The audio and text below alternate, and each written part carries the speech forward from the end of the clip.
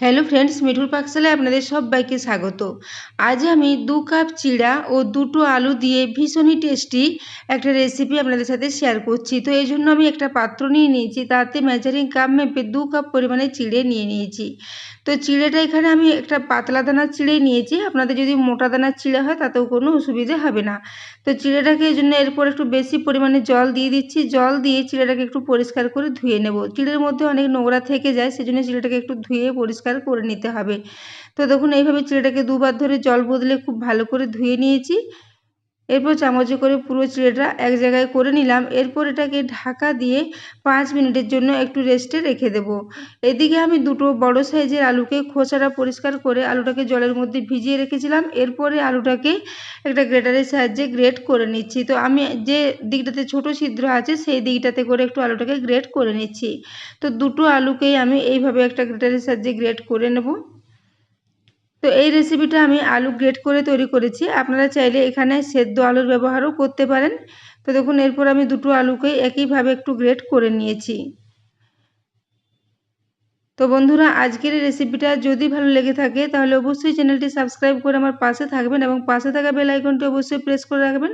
তাহলে আমি যে কোনো নোটিফিকেশানই ছাড়ি না কেন তা সবার আগে আপনার কাছে পৌঁছে যাবে। তো দেখুন আলু দুটোকে খুব ভালো করে একটু এভাবে গ্রেট করে নিলাম। এরপরে আলুটাকেও জলটা একটু ফেলে দিয়ে পরিষ্কার জল দিয়ে আবার একবার ধুয়ে নেব। তো দেখুন জলটা এখন অনেকটাই নোংরা হয়ে গেছে, এই জন্য এই জলটা ফেলে দিয়ে আবার কিছুটা পরিষ্কার জল দিয়ে ভালো করে ধুয়ে নিচ্ছি। তো দেখুন এখানে আবার কিছুটা পরিষ্কার জল দিয়ে দিয়েছি। তারপরে আলুটাকে জল নিগড়ে একটা পাত্রের মধ্যে তুলে নেব। তো দেখুন আলুটা এখন বেশ দানা দানা দেখা যাচ্ছে, খুব সুন্দর মতো গ্রেট হয়েছে। তো এইভাবে আলুটাকে একটু ধুয়ে ভালো করে জলটা নিগড়ে তুলে নিতে হবে। আলুটা যদি গ্রেট করে এই রেসিপিটা তৈরি করা হয় তাহলে আলুটা খুব চটজলদি রেডি হয়ে যাবে, সেজন্য আলুটাকে এইভাবে একটু গ্রেট করে নিচ্ছি। এবং এইভাবে গ্রেট করে যদি রেসিপিটা তৈরি করা হয় তাহলে এটা খাওয়ার সময় খেতেও ভালো লাগবে এবং আলুটা অনেকটাই ঝরঝরেও থাকবে। তো দেখুন এর জন্য এখানে আলুটাকে আমি এইভাবে একটু জল থেকে নিগড়ে তুলে নেব পুরো আলুটাই। তো বন্ধুরা, চিড়ে এবং আলু দিয়ে আমরা অনেক রকমভাবে রেসিপি তৈরি করে থাকি, তবে আজকের এই রেসিপিটা আপনারা অবশ্যই একবার বাড়িতে ট্রাই করবেন। এটা ভীষণই খাস্তা, ভীষণই মুচমুচে একটা রেসিপি। তো দেখুন আলুটা এখন পুরো তুলে নিয়েছি। এরপর গ্যাসে একটা ফ্রাই প্যান বসিয়ে দিয়েছি, তাতে এখানে সরষের তেল নিয়ে নিচ্ছি প্রায় 2 চা চামচ পরিমাণে। সরষের তেলটা যখন গরম হয়ে আসবে তখন এখানে 1/2 চা চামচ পরিমাণে গোটা জিরে ফোড়নে দিয়েছি। ওই সাথে দিয়ে দেবো একটু হিং। হিং দিলে এর ফ্লেভারটা খুবই ভালো হবে। তো প্রায় 1/4 চা চামচ পরিমাণে এখানে একটু হিং দিয়ে দিলাম। হিং ও গোটা জিরেটাকে দিয়ে একটু ভেজে নিচ্ছি। হিং ও জিরেটা যখন খুব ভালো মতো ভাজা হয়ে যাবে তখন এখানে 1/2 চা চামচ পরিমাণে আদা দিয়ে দিলাম গ্রেট করে। এর সাথে 2টো কাঁচা লঙ্কাকে আগের থেকে ছোট টুকরো করে কেটে রেখেছিলাম, সেই কাঁচা লঙ্কার টুকরো দুটো এখানে দিয়ে দেব। তো এখানে আমি কাঁচা লঙ্কা দিয়ে রেসিপিটা তৈরি করেছি, আপনারা চাইলে এখানে লঙ্কার গুঁড়ো বা চিলি ফ্লেক্সের ব্যবহারও করতে পারেন। তো দেখুন লঙ্কা ও আদাটাকে তেলের মধ্যে একটু দিয়ে ভেজে নিয়েছি। এরপরে যে আলুটাকে তুলে রেখেছিলাম সেই আলুটা পুরোটাই এখানে দিয়ে দিচ্ছি। তো দেখুন আলুটাকে দিয়ে এই তেলের মধ্যে দিয়ে প্রায় 1 থেকে 1.5 মিনিটের জন্য মিডিয়াম ফ্লেমে একটু নাড়াচাড়া করে ভেজে নেব। তারপর আলুটা যখন হালকা একটু ভাজা হয়ে আসবে তখন এখানে কিছু শুকনো গুঁড়ো মশলা দিয়ে দিতে হবে। তো দেখুন আলুটাকে এভাবে একটু তেলের মধ্যে নাড়াচাড়া করে নিয়েছি। এরপর এখানে স্বাদ মতো একটু লবণ দিয়ে দিচ্ছি। ওই সাথে দিয়ে দেবো 1/4 চা চামচ পরিমাণে একটু হলুদের গুঁড়ো। ওই সাথে দিয়ে দিচ্ছি প্রায় 1 চা চামচ পরিমাণে ধনে গুঁড়ো। তো এই মশলাগুলো দেওয়ার পর আবারও এটাকে 1 মিনিটের জন্য একটু মিশিয়ে নেব। তারপর এটাকে ঢাকা দিয়ে প্রায় 2 থেকে 3 মিনিটের জন্য একদম লো ফ্লেমে একটু রেখে দেবো, যাতে আলুটা খুব ভালো মতো একটু সেদ্ধ হয়ে যায়। তো দেখুন এই জন্য আলুটাকে একটু মশলার সাথে খুব ভালো করে আগে মিশিয়ে নিতে হবে। তো এইভাবে এটাকে খুব ভালো করে মিশিয়ে নিচ্ছি। মেশানো হয়ে গেলে এটাকে একটু ঢাকা দিয়ে রেখে দেব। তো দেখুন এটাকে ঢাকা দিয়ে প্রায় 2 মিনিটের জন্য আমি রেখে দিয়েছিলাম। 2 মিনিটের মধ্যে আলুটা খুব ভালো মতো সেদ্ধ হয়ে যাবে, যেহেতু আলুটা খুব একদমই সরু সরু করে গ্রেট করা আছে। তো দেখুন আলুটা খুব ভালো করে নাড়াচাড়া আবার একবার করে নিচ্ছি। আলুটা এখন খুব ভালো মতো সেদ্ধ হয়ে গেছে, অথচ একদমই সেদ্ধ হয়ে গলে যায়নি, বেশ ঝরঝরে আছে। আলুটার দানাটা পরিষ্কার বোঝা যাচ্ছে। এরপর এখানে 1/4 চা চামচ পরিমাণ একটু গরম মশলার গুঁড়ো, ওই সাথে এখানে প্রায় 2 চা চামচ পরিমাণে এখানে কসুরি মেথি দিয়ে দিয়েছি। এরপরে এই গরম মশলা ও কসুরি মেথিটাকে আলুর সাথে খুব ভালো করে একটু মিশিয়ে নেব। তারপর এটাকে গ্যাস থেকে নামিয়ে সাইডে রেখে দেবো ঠান্ডা হওয়ার জন্য। ওটা এখন একদমই রেডি হয়ে গেছে, এখন সাইডে রেখে দিয়েছি। এদিকে চিড়েটাকে দেখে নিচ্ছি, চিড়েটা এখন প্রায় 7 মিনিট পর্যন্ত হয়ে গেছে। তো চিড়েটা খুব ভালো মতো ভিজে গেছে। এরপর এখানে স্বাদ অনুযায়ী একটু লবণ দিয়ে দিচ্ছি, ওই সাথে 1/2 চা চামচ পরিমাণে গোটা জিরে দিয়ে দিলাম। এরপর এটাকে একটু হাতে করে খুব ভালো করে মেখে নেব। চিড়েটা ভীষণই ভালো মতো নরম হয়ে আছে, এটা মাখতে কোনো অসুবিধা হবে না। এইভাবে হাতে করে খুব সহজেই এটা তৈরি হয়ে যাবে। তো এটাকে আমি বেশ একটা নরম ডো মতো রেডি করে নেব। এইভাবে মাখতে মাখতে এটা বেশ নরম ডো মতো রেডি হয়ে যাবে। তো বন্ধুরা, আজকের এই রেসিপিটা যদি ভালো লেগে থাকে তাহলে অবশ্যই বন্ধুদের সাথে একটু শেয়ার করে দেবেন, এবং রেসিপি ভালো লাগলে অবশ্যই একটা লাইক করে দেবেন। তো দেখুন এইভাবে এটাকে খুব ভালো করে একটু ডো মতো রেডি করে নিচ্ছি।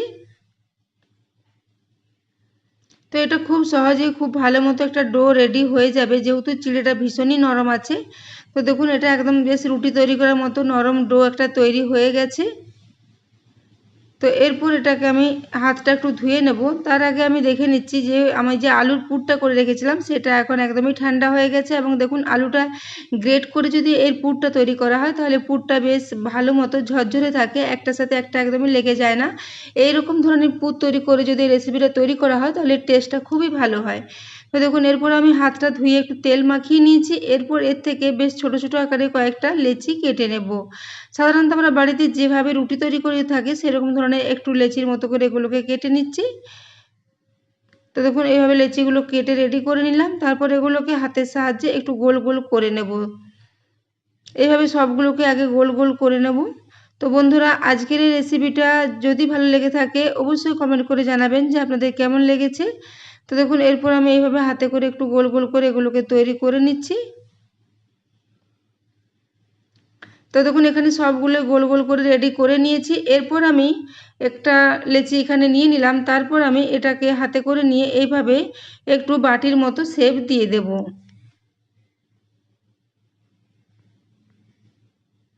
তো দেখুন এটা খুব সহজে বাটির মতো শেপ দেওয়া যাবে। তো বাটির মতো শেপ করে নিয়েছি। তারপর ওই যে আলুর পুরটা তৈরি করে রেখেছিলাম ওখান থেকে প্রায় 1.5 চা চামচ পরিমাণে একটু পুর দিয়ে দেবো। পুরটা এখানে আমি খুবই ভর্তি ভর্তি করে দিয়েছি, আপনারা চাইলে একটু কম পুরের ব্যবহারও করতে পারেন, সেক্ষেত্রে এটা ভীষণই ভালো লাগবে। তো দেখুন এখানে যতটা পুর দেওয়া যাবে ততটা পুর এখানে একটু বেশ চেপে চেপে ভেতরে দিয়ে দেবো। তো দেখুন এখানে পুরটা একটু আঙুলে করে চেপে চেপে ভেতর দিকে দিয়ে দিলাম। তারপর এটার সাইডগুলো যে অংশগুলো বেড়ে আছে সেগুলোকে একটু নিয়ে যেয়ে এভাবে একটু বন্ধ করে দেবো মুখটা। তো দেখুন এভাবে একটু হাতে চেপে চেপে বারবার পুরটা একটু ভেতরের দিকে চেপে চেপে দিলে উপরটা খুব সহজেই মুখটা বন্ধ হয়ে যাবে। মিশ্রণটা ভীষণই নরম আছে, তাই এটা বন্ধ করতে কোনো অসুবিধা হবে না। এইভাবে হাতে করে চাপ দিলে খুব সহজেই এটা বন্ধ হয়ে যাবে। তো দেখুন এইভাবে চেপে চেপে এটাকে একটু মুখটা খুব ভালো করে বন্ধ করে দিচ্ছি। তারপর এগুলোকে আমি একটু লম্বা লম্বা প্রায় ডিম্বাকৃতির আকারে এগুলোকে তৈরি করে নিচ্ছি। আপনারা চাইলে এগুলোকে গোল গোল চ্যাপ্টা চ্যাপ্টা করে তৈরি করে নিতে পারেন। তো আমি এগুলো একটু ডিম্বাকৃতির সাইজের করে তৈরি করে নিচ্ছি, তাহলে এগুলো দেখতে ভীষণই ভালো লাগবে। তো বন্ধুরা, আজকের এই রেসিপিটা আপনারা সকালে ব্রেকফাস্টে বা বাচ্চাদের স্কুলের টিফিনে বা বিকেলের দিকে স্ন্যাক্স হিসেবে বানিয়ে খেতে পারেন। ভীষণই টেস্টি, ভীষণই খাস্তা ও মুচমুচে একটা রেসিপি। তো দেখুন এরপর আমি একটা এখানে রেডি করে নিয়েছি। ওই একই পদ্ধতিতে আমি আবারও একটা আপনাদের দেখিয়ে দিচ্ছি। তো বন্ধুরা, চিড়ে দিয়ে এইভাবে রেসিপি তৈরি করলে সেটা ভীষণই খাস্তা হয়। চিড়েকে এইভাবে রেডি করে যদি তেলের মধ্যে ফ্রাই করা হয় তাহলে চিড়ে ভীষণই খাস্তা ও মুচমুচে হয়ে যায়, এবং এগুলো ঠান্ডা হওয়ার অনেকক্ষণ পরেও একই রকম মুচমুচে থাকে। তাই বন্ধুরা, এই রেসিপিটা আপনারা বাড়িতে অবশ্যই একবার ট্রাই করবেন, এবং ট্রাই করলে কেমন হয়েছে জানাতে ভুলবেন না। তো দেখুন এরপর আমি এগুলোকে এইভাবে যতটা পুরটা দেওয়া যাবে একটু ভর্তি করে দিয়ে দিলাম। তারপর সাইড থেকে এভাবে একটু বন্ধ করে দেব। তারপর একটু বেশ লম্বা করে এভাবে হাতে করে একটু বন্ধ করে দিয়ে লম্বা লম্বা ডিম্বাকৃতি সাইজের করে এগুলোকে রেডি করে নিচ্ছি। তো দেখুন খুব ভালো করে মুখটা বন্ধ করে দিয়েছি। তো এখানে আমার দুটো রেডি হয়ে গেছে। ওই একই পদ্ধতিতে আমি সবগুলো রেডি করে নেব। তো দেখুন এখানে আমি একই পদ্ধতিতে সবগুলো রেডি করে নিয়েছি একই রকমভাবে। তো এরপর আমি একটা গ্যাসে আগে থেকে কড়াই বসিয়ে রেখেছি, তাতে আমি প্রায় 3 টেবিল চামচ পরিমাণে তেল দিয়েছি। এখানে আমি খুব বেশি তেল দিইনি, কম তেলে এগুলোকে একটু ফ্রাই করে নেব। তো আপনারা চাইলে এগুলোকে ডুবো তেলে ভেজে নিতে পারেন, সেক্ষেত্রে একই রকম হবে এগুলো। তো দেখুন এরপর আমি এই কড়ার মধ্যে সবগুলো একেবারে দিয়ে দেবো, যেহেতু ফ্রাই কড়াটা একটু বড় আছে সেই জন্য এখানে নিচে সবগুলোই দেওয়া যাবে। এরকম ছড়ানো যদি করা হয় তাহলে সবগুলো একই সাথে দেওয়া যাবে। তো আপনাদের বাড়িতে যদি ফ্রাই প্যান থাকে ফ্রাই প্যানের মধ্যে দিয়েও এটাকে ফ্রাই করে নিতে পারেন। তো দেখুন একটু সরিয়ে সরিয়ে এটাকে জায়গা করে নিচ্ছি, তারপর সবগুলো একই সাথে দিয়ে দিলাম। তো এরপর আমি নিচের দিকটা প্রায় 1 থেকে 1.5 মিনিটের জন্য একটু ফ্রাই করে নিয়েছি। গ্যাসের ফ্লেমটা হাই ফ্লেমে রেখেছি। হাই ফ্লেমে এগুলোকে নাড়াচাড়া করে একটু ভেজে নেব। তো দেখুন হাই ফ্লেমে এভাবে নাড়াচাড়া করে উল্টাপাল্টা করতে করতে এগুলোকে একটু ভেজে নেব, তাহলে এগুলো ভীষণই খাস্তা ও মুচমুচে মতো রেডি হয়ে যাবে। তো দেখুন দুদিকটাই এভাবে একটু হালকা ব্রাউন কালার করে ভেজে নিচ্ছি। খুব বেশি ডিপ করে এগুলো লাল লাল করে ভাজবো না, জাস্ট একটু ব্রাউন কালার আসবে সেই অবধি এগুলোকে ভেজে নিলেই হবে। তো দেখুন এগুলোকে আমি হাই ফ্লেমে উল্টে পাল্টে এইভাবে লাল লাল করে ভেজে নিয়েছি। তারপর একটা স্ট্রেনারে করে সমস্ত এগুলো তুলে নিচ্ছি। তো বন্ধুরা এগুলোকে আপনারা কচুরিও বলতে পারেন, চিড়ে ও আলুর কচুরি। তো এইভাবে দেখুন সমস্ত কচুরিগুলোকে আমি তুলে নিচ্ছি। তো তুলে নিয়ে পর একটা প্লেটে এগুলোকে সার্ভ করে দেব। তো দেখুন সবগুলোই বেশ হালকা একটু কালার করে ভেজে নিয়েছি। তো এর শব্দটা শুনেই বুঝতে পারছেন যে এগুলো কতটা খাস্তা ও মুচমুচে মতো রেডি হয়েছে। চিড়ে দিয়ে যে কোনো রেসিপি এইভাবে যদি ফ্রাই করে তৈরি করা হয় তো সেটা ভীষণই খাস্তা ও মুচমুচে মতো রেডি হয়। তো বন্ধুরা আজকের এই রেসিপিটা আপনার বাড়িতে গেস্ট আসলেও বানিয়ে সার্ভ করতে পারেন। ভীষণই সুন্দর এবং ভীষণই টেস্টি একটা রেসিপি। এবং দেখুন ভেতরটা একদম আলুর পুরে ভর্তি এবং উপরটা ভীষণই খাস্তা ও মুচমুচে। তো বন্ধুরা আজকের রেসিপিটা এতক্ষণ পর্যন্ত দেখার জন্য আপনাদের অশেষ ধন্যবাদ। আবারও চলে আসবেন নিত্য নতুন কোনো ভিডিও নিয়ে।